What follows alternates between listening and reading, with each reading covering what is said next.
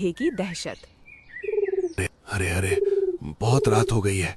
अब तक मुझे घर पहुंच जाना चाहिए था, मगर न जाने कैसे देर हो गई। खैर, अब घर जाना ही होगा जैसे तैसे। भेड़िया चला ही जा रहा था, मगर उसे मालूम नहीं था उसके पीछे भी कोई चल रहा है। झाड़ियों के लगातार आवाज से भेड़िया थोड़ा रुका और पीछे मुड़ा। कौन है? झाड़ियों में कोई है क्या? मेरी आवाज सुनाई दे रही है? कोई है? मगर कोई आवाज नहीं आई। वो फिर दोबारा चलने लगा, मगर वो परछाई उसके पीछे पीछे ही चल रही थी। भेड़िया फिर रुका और पीछे मुड़ा ही था कि उसे परछाई नहीं उस पर हमला कर दिया और भेड़िए की चीख जंगल में गूंज उठी। जंगल में कुछ जानवर कहानी सुनने के लिए एक लकड़बग्घे के पास आए हुए थे। वो जंगल का बुजुर्ग और बहुत ही समझदार जानवर था, जिसके कारण सब उसका खूब सम्मान करते थे। आज कोई बढ़िया कहानी सुनाओ बाबा जी, जिसे सुन के एकदम रोंगटे खड़े हो जाएं। कोई बवाल कहानी होनी चाहिए। ऐसी बात है तो एक कहानी सुनो। एक समय की बात है, जंगल में एक दानव की दहशत थी। वो दानव जंगल के जानवरों का खून पी जाता था। किसी को समझ नहीं आता कि वो कौन है। बस उसके निशान ही रहते थे, जो जानवरों के गर्दन पर बन जाते थे। तभी एक भालू भागते हुए उनके बीच आ पहुंचा। अरे, सभी लोग चलो, नदी के किनारे एक भेड़िए की लाश मिली है। किसी ने उसके गर्दन पर दांत गाड़ के उसका खून पी लिया है, लेकिन उसके शरीर को कुछ नहीं किया है। सभी नदी किनारे पहुंचे। भेड़िया मृत पड़ा था। गर्दन पर दांत के निशान थे, शरीर काला पड़ चुका था। उस जगह शेर सिंह भी आ पहुंचा। ये किसका काम हो सकता है? भला भेड़िए को किसने मारा होगा? अगर मारा भी तो इसके शरीर को क्यों नहीं खाया? शेर सिंह, लगता है किसी शिकारी ने अंधेरे में भेड़िए पर हमला कर दिया होगा, और उसे जब पता चला कि ये भेड़िया है तो शायद उसने उसे खाया नहीं। तुम्हारी बात सही लगती है। हम बेवजह ही शक कर रहे हैं। ये सिर्फ एक घटना है, किसी को डरने की जरूरत नहीं है। सभी बेफिक्र रहिए। सभी जानवर ने शेर सिंह की बात मान ली और अगले दिन एक रात।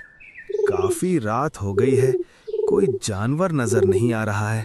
मुझे जल्द घर की तरफ जाना होगा, नहीं तो गड़बड़ हो जाएगी। हाल ही में भेड़िए पर किसी ने हमला किया था।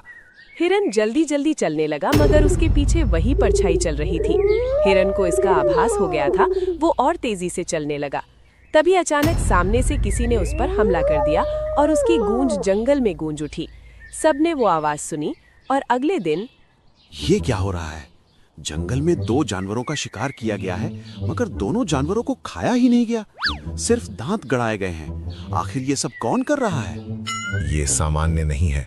जिस तरह भेड़िए को मारा गया है, उसी तरह इस हिरन को भी मारा गया है। सभी प्राणियों से निवेदन है कि रात में कोई घर के बाहर ना निकले, अकेले ना घूमे, और कोई अनजान मिले तो मुझे बताए।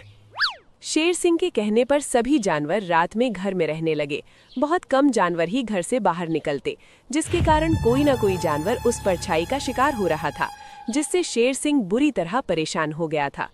लोमड़ी, आज रात हम नजर रखेंगे। आखिर कौन जानवर है जो हमला कर रहा है? मुझे आज उसे देखना ही है। वो कौन है? आज रात तुम तैयार रहना। दोनों जंगल में एक झाड़ी में दुबके हुए थे। शेर सिंह बहुत डरा हुआ था, वहीं लोमड़ी सतर्क थी। राम राम राम। लोमड़ी, एक बार फिर सोच लो। यहाँ आने का कोई मतलब नहीं बनता। ये काम हम किसी और जानवर से करा लेंगे। अभी के लिए यहाँ से चलते हैं। आप एक नंबर के फट्टू हैं। आप जंगल के राजा हैं। राजा वाला जिगरा भी रखिए। थोड़ी देर छुपकर देखते हैं, जरूर कोई ना कोई आएगा। वहीं दूसरी तरफ झाड़ियों में गधा प्रसाद भी छुपा हुआ था।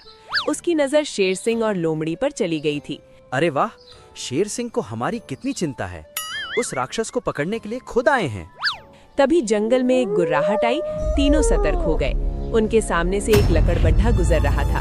देखने में बहुत ही भयानक लग रहा था, मानो वो किसी का भी शिकार कर सकता है। तीनों उसका पीछा करने लगे, लेकिन तब तक लकड़बग्घे ने किसी का शिकार कर लिया था, जिससे वो और भयानक दिखाई दे रहा था। तभी उसने पीछे मुड़कर शेर की तरफ देखा। उसे देखकर दोनों बहुत डर गए। महाराज, भागिए भागिए। मगर शेर सिंह लकड़बग्घे को देखकर बेहोश हो गया था। लोमड़ी ने ये देखा तो उसने शेर सिंह को छोड़कर दौड़ लगा दी, मगर गधा रुका रहा। लकड़बग्घा उठा और आगे चलने लगा। पीछे पीछे गधा भी जाने लगा। एक जगह दोनों रुक गए और एक सियार लकड़बग्घे के पास आया और कुछ मांस के टुकड़े दिए और बात करने लगा। ये सियार से क्या बात कर रहा है और ये लकड़बग्घा आखिर इस पर हमला क्यों नहीं कर रहा है? एक मिनट, इस सियार को मैंने कहीं तो देखा है। मैंने इसके बारे में कोई तो कुछ सुना था। तभी लकड़बग्घा और सियार वहाँ से चले जाते हैं और अगले दिन गधा कुछ सबूत जुटाने शेर सिंह के पास जाता है। क्या हुआ शेर सिंह, तुम्हारी तबीयत ठीक नहीं लग रही है? कुछ ऐसा वैसा नहीं तो देख लिया? अरे नहीं नहीं, मुझे बस थोड़ा बुखार हो गया है। तुम बताओ, यहाँ क्या करने आए हो? कुछ काम था क्या? कुछ खास नहीं, मुझे आपसे एक बात जाननी थी। क्या कभी इस जंगल में सियार रहता था? क्या कभी सियार और लकड़बग्घे की में दोस्ती की कहानी थी? हाँ, इस जंगल में करीब 10 साल पहले 2 दोस्त रहते थे। सियार और आज जो तुम्हें कहानी सुनाता है वो लकड़बग्घा में दोस्ती थी। दोनों जंगल को कहानी सुनाते थे, लेकिन सियार की कहानियां किसी को पसंद नहीं आती थी। अच्छा, फिर ऐसा क्या हुआ कि आज लकड़बग्घा अकेला रहता है? मुझे अच्छे से याद नहीं है, लेकिन इतना याद है कि उसने जंगल छोड़ दिया और जंगल छोड़ते हुए उसने कहा था कि जंगल में खूनी लकड़बग्घा आएगा जो किसी को नहीं छोड़ेगा।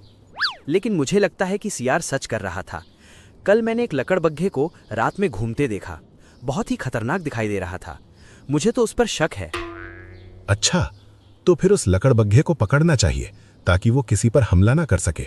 लेकिन तुम बाहर मत निकलो, ये काम बहादुरों का है, तुम्हें खतरा हो सकता है। नहीं, बिना सबूत के किसी पर इल्जाम नहीं लगाया जा सकता शेर सिंह। मेरी एक राय है, आप जंगल में ऐलान कर दीजिए कि वो राक्षस लकड़बग्घे जैसा दिखाई देता है। जो भी इस राक्षस को देखे तुरंत सूचना दी जाए ताकि बाकी जान बचाई जा सके। शेर सिंह ने ऐसा ही ऐलान करवा दिया, जिससे सभी जानवर बूढ़े लकड़बग्घे पर ही शक करने लगे, जिसकी वजह से अब उसके पास कोई कहानी सुनने नहीं जाता था। मैंने ऐलान कर दिया है, अब कोई लकड़बग्घे के पास कहानी सुनने नहीं जाता। अब क्या करना चाहिए? आज रात आप उस पर नजर रखिए। वो किस किस पर हमला करता है और क्या क्या खाता है और किससे मिलता है। रात हुई और शेर सिंह लकड़बग्घे पर नजर रख रहा था। उधर गधा भी सियार के ऊपर नजर टिकाए बैठा था। आज तो जान कर रहूंगा कि ये सियार और लकड़बग्घे की क्या चाल है। आखिर दोनों उस रात क्या बात कर रहे थे? राम राम राम राम, होशियारी मारकर बहुत बड़ी गलती कर दी।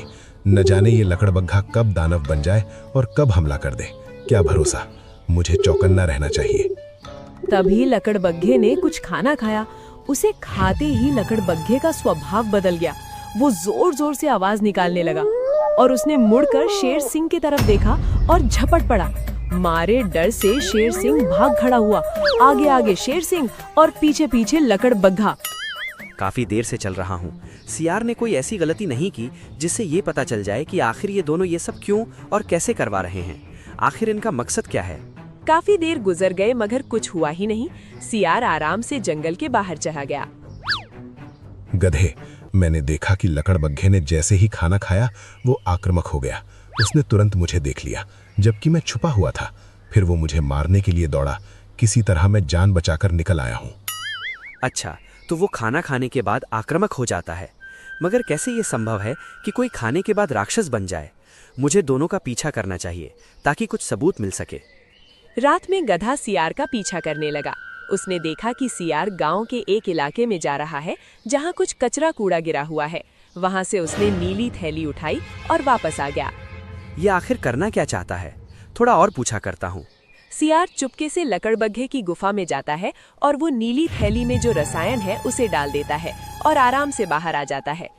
आखिर उस रसायन में आखिर है क्या? वो क्या मिला रहा है? कहीं वही रसायन लकड़बग्घे को राक्षस तो नहीं बनाता? तभी लकड़बग्घा गुफा में आता है और अपना खाना खाता है जिसमें वही रसायन मिला हुआ था। फिर उसके बाद उसका हाव भाव बदल जाता है। वो भयानक दिखाई देता है और गुफा से बाहर निकल जाता है। अच्छा, तो इसके पीछे इस सियार का हाथ है। बहुत ही धूर्त सियार है। बेचारे लकड़बग्घे को बदनाम करने की कोशिश कर रहा है। कुछ न कुछ करना चाहिए ताकि उसका पर्दाफाश किया जा सके। अगले दिन सियार फिर कूड़े के पास जाता है और वही थैली लेकर आता है और लकड़बग्घे के खाने में मिला देता है। कुछ देर बाद लकड़बग्घा आता है और वो खाना खाता है। फिर उसका हाव भाव बदलने लगता है और भागते हुए गुफा से बाहर निकल जाता है। आज इसे दानव साबित करके इसको हमेशा के लिए जंगल से बाहर करवा दूंगा और मुझे जो झूठा बोलकर जंगल से बाहर करवाया था दोबारा इस जंगल में आ जाऊंगा। तभी लकड़बग्घा सियार के पीछे आ जाता है। उसे देखकर सियार की हवा निकल जाती है। अरे यहाँ क्या कर रहा है? जा अपना शिकार कर, यहाँ खड़ा क्यों है? अरे जा जा, तुझे और काम के लिए बनाया है, यहाँ रुक कर क्या कर रहा है? चल भाग यहाँ से राक्षस लकड़बग्घा। लेकिन लकड़बग्घा सियार पर झपट पड़ता है और सियार डर के मारे भागने लगता है। आगे आगे सियार और पीछे पीछे लकड़बग्घा। वो भागते भागते जानवरों के समूहों के पास जा पहुंचता है। दोस्तों मेरी जान बचाओ, राक्षस लकड़बग्घा मेरे पीछे पड़ा हुआ है, वो मुझे मारना चाहता है। दोस्तों मुझे बचाओ। क्या बकवास कर रहे हो? लकड़बग्घा तो बहुत शरीफ जानवर है, वो हमें कहानियां सुनाता रहता है। भला वो तुम पर हमला क्यों करेगा? मेरा यकीन करो भाई, वो दवाई पीने के बाद राक्षस हो जाता है। इसे किसी चीज की समझ नहीं रहती, वो खूनी लकड़बग्घा बन जाता है। दवाई? कैसी दवाई? तुम्हें कैसे पता कि वो दवाई पीकर राक्षस बन जाता है? तुम हमसे क्या छुपा रहे हो? साफ साफ बताओ, वरना हम लकड़बग्घे से तुम्हें नहीं बचाएंगे।